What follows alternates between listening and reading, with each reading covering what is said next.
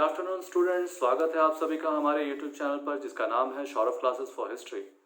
मैं सौरभ आप सभी का अपने इस चैनल पर स्वागत करता हूं। आज मैं एमए सेमेस्टर थर्ड के सब्जेक्ट कोड CC9 जिसका नाम है पॉलिटिकल थॉट, इससे यूनिट 2 के सेक्शन C जिसमें हमें रूसो का सामान्य इच्छा का सिद्धांत यानी जनरल विल का सिद्धांत जानना है। तो चलिए हम आज अपने इस विषय को प्रारंभ करते हैं। बिना समय गवाए हम इसे शुरू करते हैं। रूसो का सामान्य इच्छा का सिद्धांत। रूसो के राजनीतिक दर्शन का सर्वाधिक महत्वपूर्ण तत्व सामान्य इच्छा का सिद्धांत है। रूसो अपनी इस धारणा का आधार पर स्वतंत्रता और सत्ता, हित और कर्तव्य, व्यक्तिकता और सर्वव्यापकता में सामंजस्य प्रस्तुत करते हैं। व्यक्ति समझौता द्वारा समुदाय के लिए अपनी शक्ति का परित्याग करता है। उससे उसकी व्यक्तिक इच्छा का स्थान एक सामान्य इच्छा, जिसे हम जनरल विल भी कहते हैं, ले लेती है। रूसो ने सामान्य इच्छा की पृष्ठभूमि में यथार्थ इच्छा और आदर्श इच्छा में अंतर किया है, जो निम्नलिखित है। पहला है हमारा यथार्थ इच्छा, एक्चुअल विल, जिसको हम लोग कहते हैं इंग्लिश में। सामान्यतः यथार्थ इच्छा और आदर्श इच्छा का एक ही अर्थ लिया जाता है, परंतु रूसो के द्वारा इनका प्रयोग विशेष अर्थों में किया गया है। रूसो के अनुसार यथार्थ इच्छा मानव की इच्छा का वह भाग है जिसका लक्ष्य व्यक्तिगत स्वार्थ की पुष्टि हो और जो स्वयं व्यक्ति में केंद्रित हो। इसके अंतर्गत सामाजिक हित की अपेक्षा व्यक्तिगत स्वार्थ की प्रबलता होती है। डॉक्टर आशीर्वादम के शब्दों में यह व्यक्ति की समाज विरोधी इच्छा है। क्षणिक एवं तुच्छ इच्छा यह संकुचित तथा स्वविरोधी भी होती है। दूसरी जो इच्छा है वह है आदर्श इच्छा, जिसको हम रियल विल भी कहते हैं।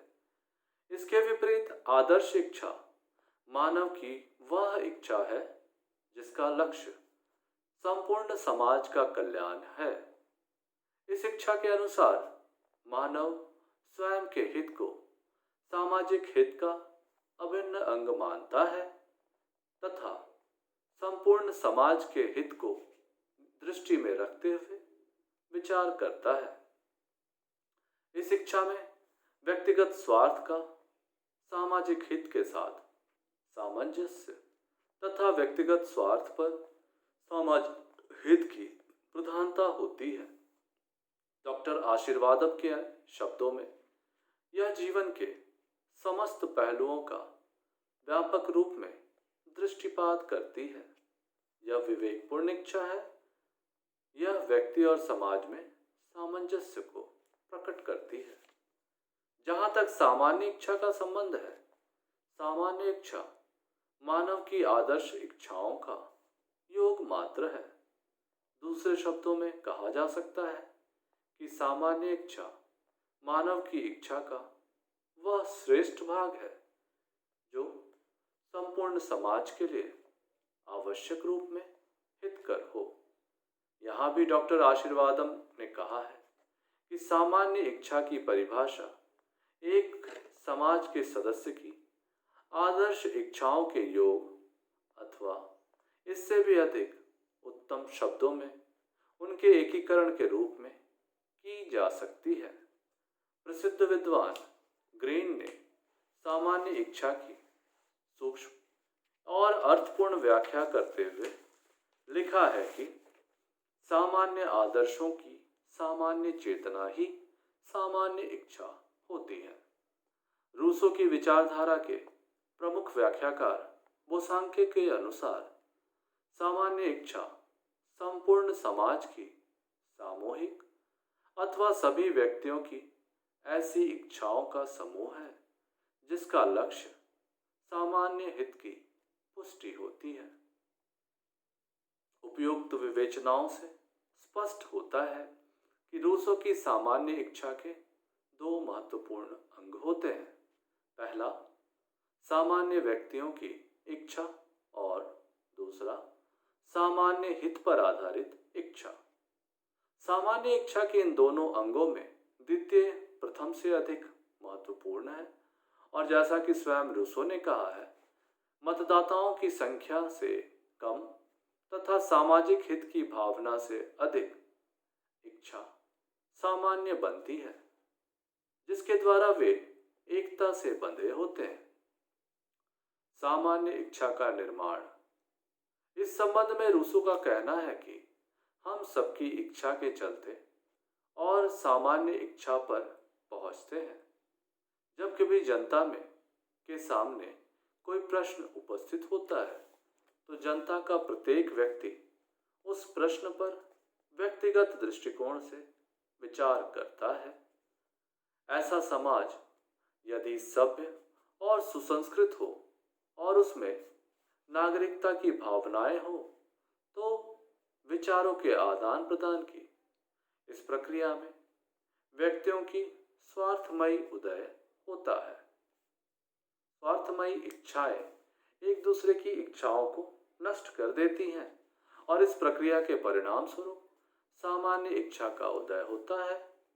पारस्परिक वाद विवाद के परिणाम स्वरूप व्यक्तिगत इच्छाएं परिष्कृत हो जाती हैं और उनकी इच्छा का सर्वोत्तम रूप प्रकट होता है, जो सामान्य इच्छा कहलाता है। अब हम सामान्य इच्छा की विशेषताओं पर प्रकाश डालेंगे। तो इसकी सबसे महत्वपूर्ण विशेषताओं, जो पहली विशेषता है वह है इसकी अखंडता। सामान्य इच्छा का एक विशेष लक्षण उसकी एकता या अखंडता होती है।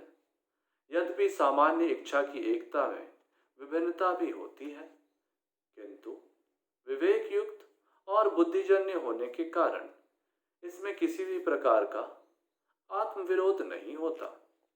जैसे कि स्वयं रूसो ने कहा है कि सामान्य इच्छा राष्ट्रीय चरित्र में एकता उत्पन्न करती है और उसे स्थिर रखती है। दूसरा, इसमें दूसरी महत्वपूर्ण विशेषता है वह है अदेयता। सामान्य इच्छा का दूसरा लक्षण है अदेयता, जिसका तात्पर्य यह है कि किसी व्यक्ति को यह हस्तांतरित नहीं दी जा सकती, अर्थात उसको हस्तांतरित नहीं किया जा सकता। इसी आधार पर रूसो कहता है कि सामान्य इच्छा प्रतिनिधियों द्वारा व्यक्त किए जाने के योग्य नहीं होती है। रूसो प्रत्यक्षता प्रजातंत्र का उपासक है, जिसमें व्यक्ति स्वयं अपनी इच्छा व्यक्त करते हैं। रूसो के अनुसार प्रतिनिधियों के माध्यम से इसे व्यक्त करना व्यक्तियों के बहुमूल्य अधिकारों का हनन तथा लोकतंत्र की हत्या होती है। इसकी सामान्य इच्छा की तीसरी महत्वपूर्ण विशेषता इसकी अविच्छेदता है, यानी इसको विभाजित नहीं किया जा सकता। सामान्य इच्छा की एक विशेषता यह भी है कि इसे प्रभुसत्ता से अलग नहीं किया जा सकता। प्रभुसत्ता सामान्य इच्छा में निहित है और इसका प्राण है और वह इसका प्राण है। जिस प्रकार किसी व्यक्ति के शरीर में उसके प्राण को पृथक नहीं किया जा सकता, वैसे ही प्रभुसत्ता से सामान्य इच्छा को अलग करना संभव नहीं है। सामान्य इच्छा की चौथी महत्वपूर्ण विशेषता सर्वोच्च एवं निरंकुश। सामान्य इच्छा का एक लक्षण इसका सर्वोच्च एवं निरंकुश होना है। इस पर दैवीय, प्राकृतिक या परंपरागत नियमों का कोई प्रतिबंध नहीं होता और यह किसी व्यक्ति या व्यक्ति समूह के अधिकारों से भी नियंत्रित नहीं होती। सभी के द्वारा सामान्य इच्छा का पालन किया जाना चाहिए और उन्हें ऐसा करना ही होगा। कोई भी इसकी अवहेलना नहीं कर सकता। सामान्य इच्छा की पांचवी महत्वपूर्ण विशेषता इसका स्थायी है। सामान्य इच्छा किसी भी प्रकार के भावात्मक आवेशों, आवेगों या सनक का परिणाम नहीं होती, अपितु मानव के जन कल्याण की स्थायी प्रवृत्ति और विवेक का परिणाम होती है। लॉर्ड के शब्द में वह ना तो सार्वजनिक आदेश की आंधियां में मिलती हैं और ना ही राजनीतिज्ञों के बहकावे वाली बातों में।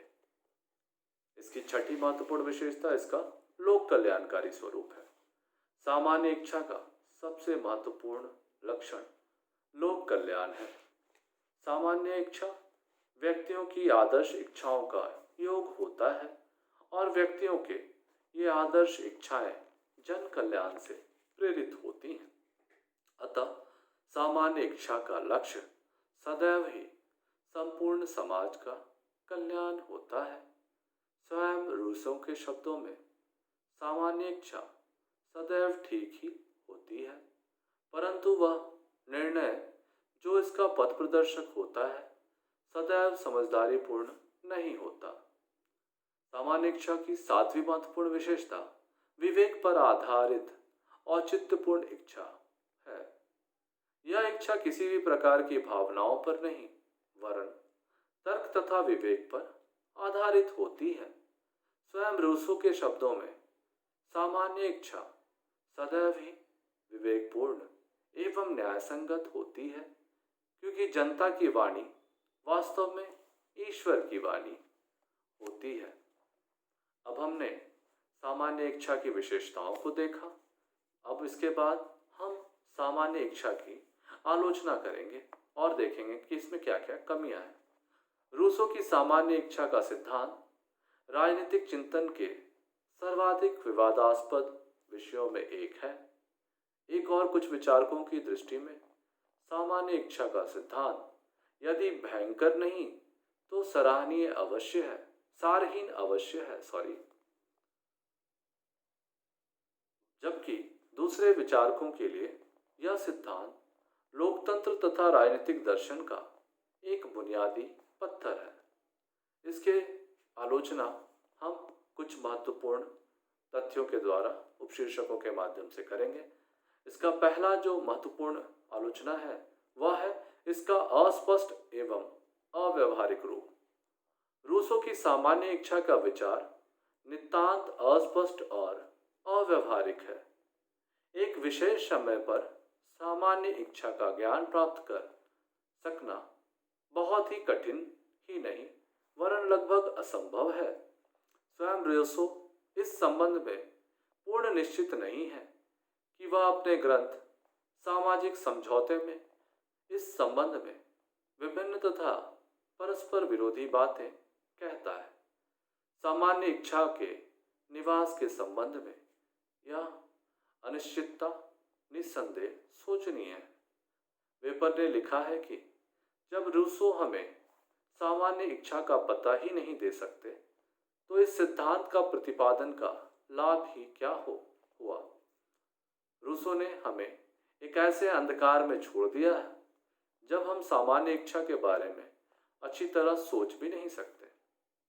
इसकी आलोचना का दूसरा महत्वपूर्ण तथ्य यह है कि यह यथार्थ इच्छा तथा आदर्श इच्छा का भेद काल्पनिक है।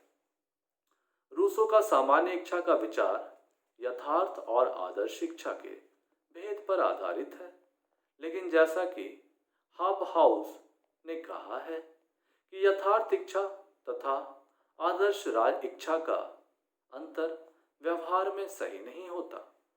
मानव में सदैव व्यक्तिगत स्वार्थ और लोकहित की जो प्रवृत्ति पाई जाती है उन्हें एक दूसरों से पूर्णतया पृथक कर सकना संभव नहीं होता। इसकी आलोचना का तीसरा महत्वपूर्ण बिंदु सामान्य हित की व्याख्या इसमें संभव नहीं है। सामान्य इच्छा का विचार सामान्य हित पर आधारित है, किंतु सामान्य हित की परिभाषा का प्रयास लहरों को मुट्ठी में बांधने के समान है। इसके अतिरिक्त किसी कार्य को करने से पूर्व पूर्ण निश्चिततापूर्ण या कैसे कहा जा सकता है कि अमुक कार्य का परिणाम जन कल्याण ही होगा। सामान्य हित की व्याख्या संभव न हो पाने के कारण ही सामान्य इच्छा के संबंध में मार्ले ने कहा है कि रूसो ने कोरी बहस में अपना समय नष्ट कर दिया। इसकी चौथी आलोचना का महत्वपूर्ण बिंदु है निरंकुश तथा अत्याचारी राज्य का पोषक है। सामान्य इच्छा के प्रतिपादन का उद्देश्य तो जनता के अधिकारों की रक्षा है, किंतु यह धारणा व्यवहार में निरंकुश और अत्याचारी राज्य के पोषक भी बन सकती है। एक विशेष समय पर इच्छा क्या है यह निश्चित करने की शक्ति रूसो शासक को सौंप देता है, और यदि शासक दुराचारी है तो वह अपने स्वार्थ को ही सामान्य इच्छा का रूप दे सकता है। इसके अतिरिक्त रूसो के सिद्धांत में जनता के द्वारा अपने समस्त अधिकारों का समर्पण कर दिया गया है, और जनता को किसी भी परिस्थिति में समाज के विरोध का अधिकार नहीं होता।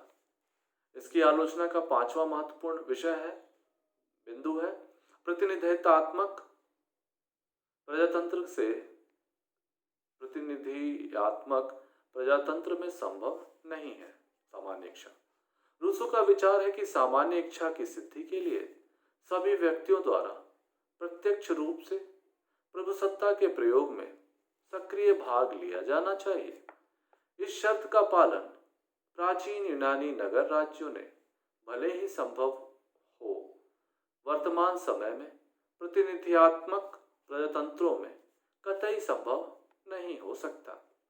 रूसो द्वारा प्रतिनिधित्व के सिद्धांत का यह तिरस्कार अंतिम रूप में लोकतंत्र का ही तिरस्कार हो जाता है, क्योंकि वर्तमान समय में प्रतिनिधियात्मक शासन ही लोकतंत्र का एकमात्र व्यावहारिक रूप होता है।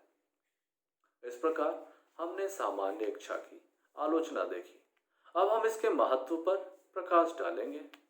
इन आलोचनाओं के बावजूद इस बात से इनकार नहीं किया जा सकता कि रूसो की सामान्य इच्छा का विचार राजनीतिक विचारधारा की महत्वपूर्ण देन है, जिसे हम निम्नलिखित बिंदुओं द्वारा स्पष्ट करेंगे। इसका पहला जो महत्व हम देखते हैं कि रूसो का सामान्य इच्छा का विचार प्रजातंत्र का प्रतिष्ठापक है, क्योंकि इसका यह विश्वास था कि सत्ता का आधार जन स्वीकृति है, जनता की इच्छा सर्वोपरि है, विधि निर्माण में जनता का प्रत्यक्ष सहयोग वांछित है, सरकार सतत रूप में जनता के प्रति उत्तरदायी होनी चाहिए आदि। सामान्य इच्छा का विचार राजनीतिक क्षेत्र में हमारे सम्मुख एक ऐसा आदर्श प्रस्तुत करता है जिसकी प्राप्ति सदैव ही हमारा लक्ष्य होना चाहिए। इसका दूसरा महत्व यह है कि सामान्य इच्छा का सिद्धांत राष्ट्रवाद का प्रेरक सिद्धांत भी है।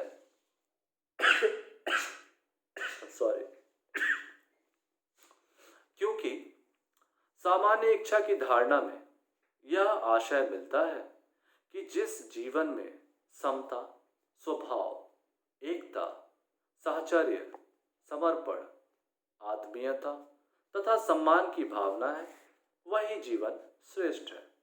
इसका तीसरा महत्व यह है कि सामान्य इच्छा की धारणा ने भावनावादी तथा रोमांचवादी आंदोलनों पर भी अपना प्रभाव डाला तथा इसे फ्रांस की क्रांति का प्रेरक विचार कहा जा सकता है। जर्मन विद्वान शिलर प्रकृति तथा भावना के प्रतिपादक रूसो को नवयुवकों का पथ प्रदर्शक मानता है, और यह कहा जाता है कि रॉब्सपियर के तत्वाधान में तथा परिणाम स्वरूप फ्रांस तथा अन्य देशों में जो क्रांतियां हुई, उसका संदेश रूसो की पुस्तक सामाजिक अनुबंध में वर्णित सामान्य इच्छा के संदर्भ में है। इसकी चौथी जो महत्व है वह है कि इस सिद्धांत में व्यक्ति तथा सामाजिक हित दोनों को प्रधानता दी गई है। इसका पांचवा महत्व है कि यह सिद्धांत व्यक्ति और समाज में शरीर तथा उसके अंगों के समान संबंध स्थापित करके सामाजिक स्वरूप को सुदृढ़ करता है। इसकी छठा जो महत्वपूर्ण महत्व है वह है कि यह सिद्धांत इस सत्य का प्रतिपादन करता है कि राज्य का स्वाभाविक और अनिवार्य संस्था है, और राज्य ही सामान्य इच्छा को क्रियात्मक रूप देने का साधन है। GDH कॉल के शब्दों में यह हमें सिखाता है कि राज्य मनुष्य की प्राकृतिक आवश्यकताओं और इच्छाओं पर आधारित है। राज्य के प्रति हमें इसलिए आज्ञाकारी होना चाहिए क्योंकि यह हमारे व्यक्तित्व का ही प्राकृतिक विस्तृत रूप है। इसी प्रकार सामान्य इच्छा के विचार के महत्व के संबंध में W.T. जोन्स ने लिखा है कि सामान्य इच्छा की कल्पना रूसो के राजनीतिक सिद्धांत का एक केंद्रीय विचार ही नहीं है। यह सिद्धांत राजनीति शास्त्र के लिए भी उसकी एक अत्यंत रुचिकर तथा ऐतिहासिक दृष्टि से अत्यंत महत्वपूर्ण देन है। ऑसवाल्ड ने भी बताया है कि रूसो द्वारा प्रतिपादित सामान्य इच्छा का सिद्धांत राजनीतिक दर्शन के लिए उसके सबसे मौलिक ही थे। दर्शन के लिए उसका सबसे मौलिक ही नहीं वरन सबसे महत्वपूर्ण योगदान है। इस तरह हमारा जो यह विषय है रूसो का सामान्य इच्छा अर्थात जनरल विल का सिद्धांत यहाँ समाप्त होता है। हमें उम्मीद है कि आप इसे समझ गए होंगे।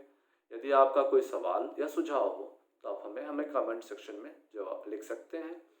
हम आपसे फिर अगले क्लास में एक नए विषय के साथ हाजिर होंगे। तब तक के लिए धन्यवाद।